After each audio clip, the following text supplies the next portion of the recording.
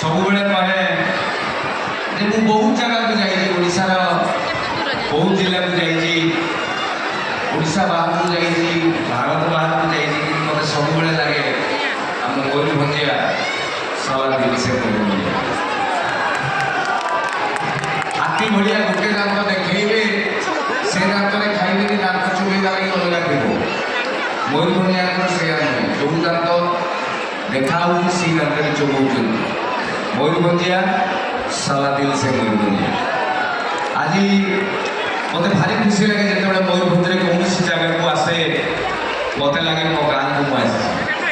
ଆଜି ଯଶୀପୁରରେ ମୁଁ ଠିଆ ହେଇଛି। ଏ ଯଶୀପୁର ସେଇ ଯଶୀପୁର ଯେଉଁ ଯଶୀପୁରର ଖଇରୀ ବାଘ ସାରା ପୃଥିବୀରେ ଗୋଟେ ଆଲୋଡ଼ନ ସୃଷ୍ଟି କରିଥିଲା। ମଣିଷ ପାଖରେ ଗୋଟେ ବାଘ ଛୁଆ, ଗୋଟେ ବାଘ ମାନେ ଗୋଟେ ଭୟଙ୍କର ବାଘ, ବାଘୁଣୀ ମଣିଷ ଛୁଆ ଭଳିଆ ଥିଲା। ସେ ହେଉଛି ଖଇରୀ ବାଘ ଏବଂ ତାରି ନାଁରେ ଆଜି ଯଶୀପୁରରେ ମହୋତ୍ସବ, ଖଇରୀ ମହୋତ୍ସବ। ମୋତେ ଗର୍ବ ଲାଗୁଛି ମୁଁ ଏଇ ଜାଗାରେ ଆଜି ଠିଆ ହେଇଛି। ଏଇ ଜାଗାରେ ମୁଁ ଯେତେବେଳେ ବି ମୟୂରଭଞ୍ଜ ଆସିଛି, ଏଇ ଯଶୀପୁରକୁ ଆସିଛି, ଏଠି ରାମଙ୍କର ଗାଧେଇଥିବା ଜାଗାକୁ ମୁଁ ଦେଖିଛି, ଏଠି କୁମ୍ଭୀର ପ୍ରଜନନ କେନ୍ଦ୍ର ଦେଖିଛି ଏବଂ ଆଜି ପ୍ରଥମ ଥର ପାଇଁ ଯଶୀପୁର ମହୋତ୍ସବ ଏଠି ତିଆରି ହେଉଛି। ପ୍ରଥମ ଥର ପାଇଁ ଯଶୀପୁର ମହୋତ୍ସବରେ ଉପସ୍ଥିତ ସମସ୍ତ ଦର୍ଶକମାନଙ୍କୁ କୋଟି କୋଟି ଦଣ୍ଡ ପକାଇକି ଜଣାଉଛି। ଇଚ୍ଛା ହେଉଛି ବୁଲେଇକି ଜଣ ଜଣକା ଜୁହାର ଲାଗି ଟାଇମ୍ ହେବ ନାହିଁ। ଗୁରୁଜନ ମାନେ ଅଛନ୍ତି, ଜାଗର ଦିନ ଶିବୁକୁ ଯେମିତି ଜୁହାର ହୁଅନ୍ତି ସେମିତି ଏଠି ପ୍ରଣାମ କରୁଛି। ଇଚ୍ଛା ହେଉଛି ବୁଲେଇକି ଜଣ ଜଣକା ଜୁହାର କେମିତି ହେବ? ଏତେ ଭିଡ଼ ଭିତରେ ଭାଇ ମାନଙ୍କୁ ନେଇକି ଭାଇ ଭାଉଜ ପଡ଼ିଆ ପାଇଁ ଟାଇମ୍ ପଳେଇବ। ତେଣୁ ଏଇଠୁ ସମସ୍ତଙ୍କୁ ମୁଣ୍ଡ ପାତିକି ନମସ୍କାର କରୁଛି। ଆଜି ଯଶୀପୁର ମହୋତ୍ସବ ହେଉଛି, ଭାରି ଖୁସି ଲାଗୁଛି। ଯେତେବେଳେ ବାରିପଦାରେ ମୟୂରଭଞ୍ଜ ମହୋତ୍ସବ ହୁଏ ସେତେବେଳେ ମୁଁ ଆସେ, ଏତେ ଡିସିପ୍ଲିନ୍ ମହୋତ୍ସବ ମୁଁ କେଉଁଠି ଦେଖିନଥିଲି। ଆଜି ଯେଉଁଟା ମୁଁ ଯଶୀପୁରରେ ସେକେଣ୍ଡ ଟାଇମ୍ ଦେଖୁଛି, ଏତେ ଚମତ୍କାର ମହୋତ୍ସବ, ଏତେ ସୁନ୍ଦର ଭାବରେ ଆପଣମାନେ ବସିଛନ୍ତି। ଥାଳି ମାରିଦେଲେ ଆପଣଙ୍କ ଉପରେ ପଳେଇବ। ଯେଉଁ ଜାଗାରେ ତାଳି ମୟୂରଭଞ୍ଜିଆ କଳା ଏବଂ କଳାକାରଙ୍କୁ ସମ୍ମାନ ଦେଇ ଜାଣିଛନ୍ତି। ଯେତେ ଜାଗାକୁ ଯାଏ ଗୋଟେ ଗୋଷ୍ଠୀ ମଦ ପିଇ ହୁ ହା ହେଉଥିବେ, ଆଉ କିଛି ସ୍ତ୍ରୀ ଲୋକ ବସିଥିବେ, ସେ ମୁହଁ ଫୁଟିକି ବସିଥିବେ, କିନ୍ତୁ ଆମ ମୟୂରଭଞ୍ଜ ସେମିତି ନୁହେଁ। ମୟୂରଭଞ୍ଜ ଗୋଟେ ଏମିତିକା ଜାଗା, କଳା ଏବଂ କଳାକାରଙ୍କୁ ଯେଉଁ ଜାଗାରେ ସମ୍ମାନ ଦିଆଯାଏ ସେ ମାଟିକୁ ମୟୂରଭଞ୍ଜ କୁହାଯାଏ। ମୁଁ ମୟୂରଭଞ୍ଜିଆ ଛୁଆ, ଆଇ ଏମ୍ ପ୍ରାଉଡ୍ ଟୁ ବି ଏ ମୟୂରଭଞ୍ଜିଆ। ଆଜି ମୁଁ ଏ ଜାଗାରେ ଠିଆ ହେଇଛି।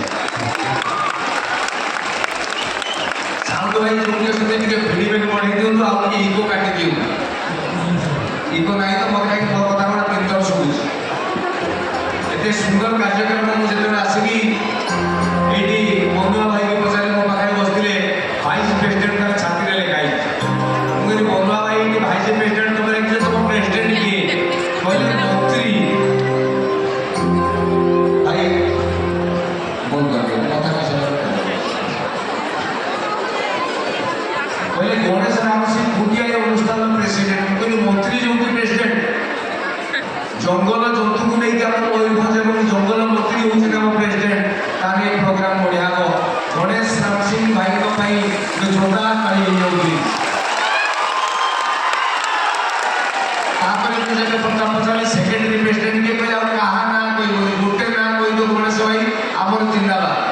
ଯଦି ଅତି କହିବା ଲାଗି ଚାହୁଁଛ ପେମେଣ୍ଟ ନେଇଯାଅ, ତାହେଲେ ଦୁଇ ତିନିଟା ନାଁ କହିଦେବ। ବନ୍ଧୁଆ ଭାଇ, ମୁଲିଆ ଭାଇ, ଆମର ଯେ ନ୍ୟୁଜ୍ 18 ଅଛନ୍ତି, ଆମର ସେ ବିପିନ ଭାଇ, ଏମିତି 4 ଜଣଙ୍କ ନାଁ କହିଦେବ। କିନ୍ତୁ ଏତିକି ଜାଣିଥାଅ, ଆମ ଅନୁଷ୍ଠାନର ସେକ୍ରେଟାରୀ ପ୍ରେସିଡେଣ୍ଟ ଗୋଟେ ଲୋକ, ସେ ହେଉଛି ଗଣେଶ ଭାଇ। ମୁଁ କହିଲି କ'ଣ ଜଣକୁ ନେଇକି ପ୍ରୋଗ୍ରାମ ହେଉଛି? ମୋତେ କହିଲେ ପପୁ ଭାଇ କହିଲ କୋଣାର୍କ ମନ୍ଦିର ତିଆରି କରିଥିଲେ କିଏ? ମୁଁ କହିଲି ଲାଙ୍ଗୁଳା ନରସିଂହଦେବ। ନା ଲାଙ୍ଗୁଳା ନରସିଂହଦେବ ଯଦି କୋଣାର୍କ ମନ୍ଦିର ତିଆରି କରିଥିଲେ, ତାହେଲେ 1200 ବଢ଼େଇ କ'ଣ ମୂଳାର ଚୁପା ଛଡ଼ଉଥିଲେ? 1200 ବଢ଼େଇ କରନ୍ତି ରଜାଙ୍କ ନାଁରେ ଯାଏ। ଗଣେଶ ଭାଇ ଆମର ମାନ୍ୟଗଣ୍ୟ ଲୋକ, ଆମେ ତାଙ୍କୁ ସମ୍ମାନ ଦେଇଛୁ, ସିଏ ହେଉଛନ୍ତି ଆମର ପ୍ରେସିଡେଣ୍ଟ। କିନ୍ତୁ ଝାଳ ନାଳ ଫଟେଇ